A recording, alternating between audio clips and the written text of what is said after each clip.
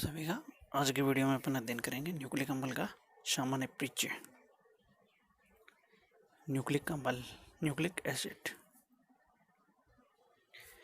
Nucleic acid है वो, उसकी एक इकाई होती है न्यूक्लियोटाइड्स, यानी कि a nucleic acid is a chain of nucleotides which storage genetic information, जो कि आनुवंशिक सूचनाओं का संग्रहण करता है। और वह पॉलीमर है न्यूक्लियोटाइड का, यानी कि बहुत सारे न्यूक्लियोटाइड इकाइयाँ मिलकर न्यूक्लिक एसिड का निर्माण करते हैं। इसका मतलब न्यूक्लियोटाइड्स चैन के रूप में आपस में संयोजित होकर न्यूक्लिक एसिड का निर्माण करते हैं।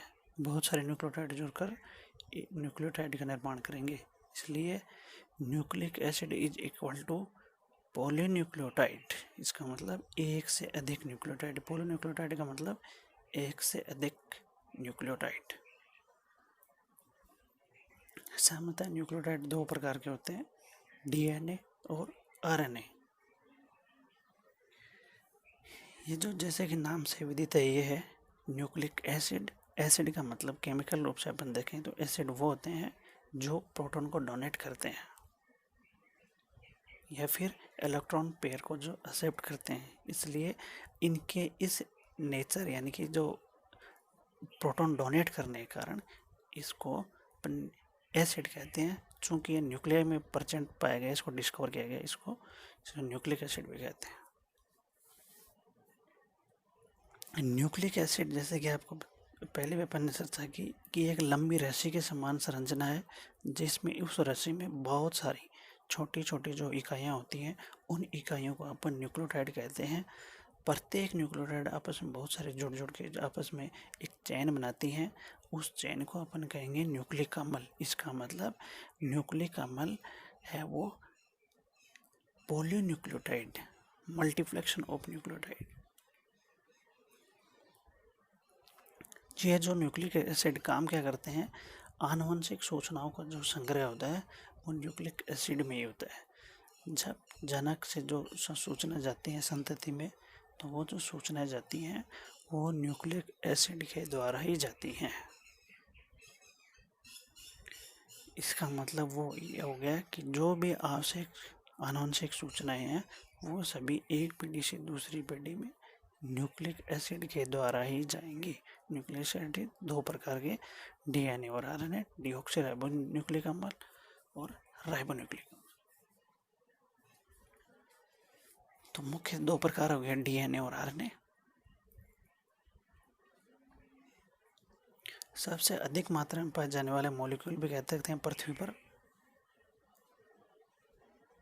जैसे कि and the most common nucleic acid in nature are DNA और आरएनए। दीज मॉलिक्यूल जो होते हैं, molecules from the foundation for the majority of earth, they store the information necessary for to create proteins which is turn complete the function necessary. जैसे कि DNA से बनेगा RNA, RNA से बनेगी protein, यानी कि ट्रांसक्रिप्शन और ट्रांसलेशन, ये इनका एक क्रम होता है। डीएनए आर द, जरूरी नहीं, कुछ जो आवश्यक सामग्री जैसे कि डीएनए और आरएनए जिनसे मिलकर बना होता है, उसका उपयोग करते हुए कुछ वैज्ञानिकों ने एक आर्टिफिशियल न्यूक्लिक एसिड बनाने का भी प्रयास किया। तो डीएनए और आरएनए मुख्यतः जो नेचुरल जो फॉर्म होती है वो डीएनए और आरएनए छोटा नाम है। डीएनए का फुल फॉर्म है डीऑक्सीराइबोन्यूक्लिक एसिड, ये भी न्यूक्लिक एसिड है। और आरएनए का मतलब है राइबोन्यूक्लिक एसिड, इसी से बना आरएनए। राइबोन्यूक्लिक एसिड का जो शॉर्ट फॉर्म है आरएनए, और जो डीएनए का जो फुल फॉर्म है वो होगी डीऑक्सीराइबोन्यूक्लिक एसिड। दोनों में यही फर्क है केवल। तो मुख्यतः जो नेचुरल जो न्यूक्लिक एसिड हो गए वो हो गए डीएनए और आरएनए।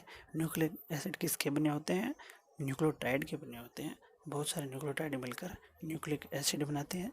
न्यूक्लिक एसिड में काम क्या करते हैं, एक पीढ़ी से दूसरी पीढ़ी में आनुवंशिक सूचनाओं का जो स्थानांतरण है वो आनुवंशिक पदार्थ यानी कि न्यूक्लिक अम्ल के द्वारा ही होती है। जो भी सूचनाएं माता पिता में होती हैं उनसे जो सूचनाएं जाएंगी संतति में, वो किसके द्वारा जाएंगी? न्यूक्लिक अम्ल के द्वारा जाएंगी। तो न्यूक्लिक अम्ल का काम हो गया आनुवंशिक सूचनाओं का एक पीढ़ी से दूसरी पीढ़ी में स्थानांतरण। When the DNA are was damaged or passed incorrectly, the scientists found that cell not work जो properly, जैसे कि अगर DNA है, न्यूक्लिक एसिड अगर डैमेज हो जाए तो जो सूचनाएं जाएंगी एक पीढ़ी से दूसरी पीढ़ी में वो इनकरेक्ट होंगी, गलत होंगी। Damage to DNA would cause cells and organs to develop incorrectly or so be badly damaged that they simply died। अगर सही तरीके से नहीं है तो जीव में वो सूचनाएं गलत हो जाएंगी। पूरी जो सूचनाएं होंगी एक पीढ़ी से दूसरी पीढ़ी में जो सूचनाएं जाती हैं न्यूक्लिक अम्ल या DNA के डैमेज होने से वो सूचनाएं गलत जाएंगी, इनकरेक्ट हो जाएंगी। चूँकि आनुवंशिक सूचनाएं वो स्थानांतरण न्यूक्लिक अम्ल के द्वारा होता है। यदि न्यूक्लिक अम्ल डैमेज हो गया, सामान्यतः जो DNA होता है वो न्यूक्लिक अम्ल है वही आनुवंशिक सूचनाओं का स्थानांतरण करता है। आनुवंशिक पदार्थ के रूप में DNA काम करता है। कुछ वायरस होते हैं उनमें कुछ में RNA आनुवंशिक पदार्थ के रूप में कार्य करता है। एक डायग्राम यहाँ शो हो रहा है, ये RNA और DNA का एक सिंपल डायग्राम है। DNA वो डबल हेलिक्स यानी कि इसके दो कुंडलन, दो छड़ हैं, इसलिए द्विकुंडलित हो गया। RNA सामान्यतः सिंगल कुंडलित है। RNA राइबोन्यूक्लिक एसिड, DNA है वो डीऑक्सी राइबोन्यूक्लिक एसिड। दोनों में फर्क है। न्यूक्लिक एसिड के मिलकर बना होता है न्यूक्लियोटाइड से, और एक न्यूक्लियोटाइड बनता है उसकी भी अलग अलग यूनिट है। 3 चीज़ों से मिलकर बनता है ये न्यूक्लियोटाइड। नाइट्रोजन क्षार, 5 कार्बन युक्त शर्करा और एक फॉस्फोरिक अम्ल। तो जो नाइट्रोजन क्षार होते हैं वो दोनों में DNA और RNA में 3 अवश्य मान होते हैं, एक अलग होता है। जैसे कि उसमें थाइमीन होगा DNA में, RNA में उसकी जगह होगा यूरेसिल। अपन एक नया वीडियो बनाएंगे प्रत्येक के लिए DNA और RNA में, उसका अपन विस्तृत अध्ययन करेंगे। यहाँ पर एक जनरल इंट्रोडक्शन के रूप में पढ़ रहे हैं। द 2 मेन टाइप्स, अपन ये चर्चा कर ले कि जो मुख्य जो न्यूक्लिक अम्ल 2 प्रकार के DNA और RNA, जिसकी संरचना आपको यहाँ पे दिख रही है कि उसके कार्बन, शुगर और जो फॉस्फोरिक अम्ल हैं उनके घटक हैं, न्यूक्लियोटाइड के जो घटक हैं उनकी संरचना यहाँ पर शो हो रही है।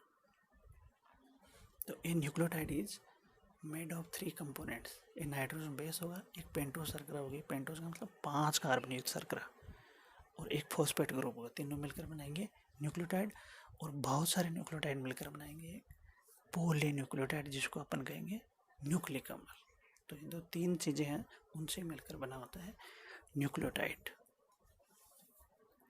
The other type of nucleo DNA के अलावा जो होगा 2 प्रकार हो गए, DNA और RNA। DNA के अलावा दूसरा जो होगा RNA। सामान्यतः RNA का काम होता है वो प्रोटीन संश्लेषण का होता है, लेकिन वायरस, चूँकि वायरस में एक समय में एक ही न्यूक्लिक एसिड होगा, या तो होगा DNA या होगा फिर उस RNA। यदि DNA नहीं है, RNA है, तो RNA आनुवंशिक पदार्थ की तरह कार्य करेगा वायरस में, विषाणु में। तो सामान्यतः DNA काम करता है, चूँकि वायरस में सामान्यतः एक टाइम में एक ही होता है। तो अगर उस कोई वायरस जिसमें DNA नहीं है, केवल RNA है, तो उस वायरस में RNA आनुवंशिक पदार्थ की तरह कार्य करेगा as a genetic material. DNA RNA made of monomer होते हैं नॉन एज न्यूक्लियोटाइड, यानी कि जो DNA और न्यूक्लियोटाइड की जो एकलक इकाई है, मान सकते हैं दीवार में जैसे ईंटें होती हैं, ईंटों के रूप में यहाँ पर न्यूक्लियोटाइड होगा। बहुत सारे न्यूक्लियोटाइड मिलकर बनाएंगे न्यूक्लिक एसिड। दोनों न्यूक्लियोटाइड जिसको अपन पॉलीन्यूक्लियोटाइड कहते हैं वो DNA भी हो सकता है, RNA हो सकता है। फर्क रहेगा उसमें कार्बन शर्करा का, यानी कि किस प्रकार की है, डीऑक्सीराइबोज या राइबोज, और एक रहेगा उसमें नाइट्रोजन बेस, यानी कि थाइमीन होगा वो DNA में होगा, यूरेसिल होगा वो RNA में होगा।